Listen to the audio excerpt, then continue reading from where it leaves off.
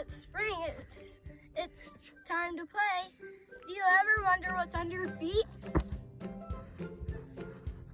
Let's head to the kitchen and make a tasty treat. Let's learn about it.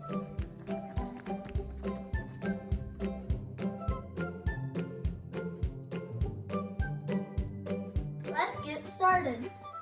First, don't forget to wash your hands.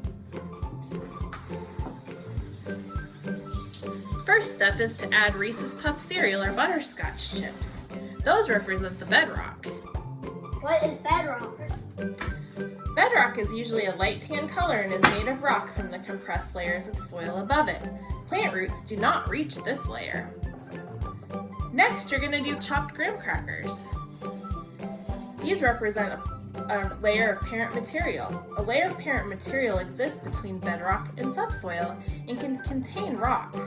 Organisms don't exist, and chances of plant roots entering it are low. This can be found 5 feet below our feet, but it varies on location. Next, you're going to do some chocolate pudding. The chocolate pudding represents the subsoil. Subsoil contains some nutrients, but is also rich in clay. Subsoil can be found 2 to 4 feet below our feet. How's it looking? Good. Next, you're going to do crushed Oreos. The crushed Oreos represent topsoil.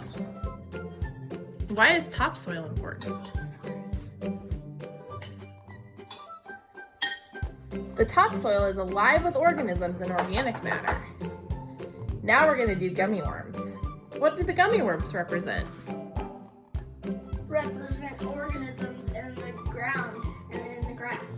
Okay, gummy worms represent the topsoil being alive with organisms and organic matter. Next, we're going to do our green coconut.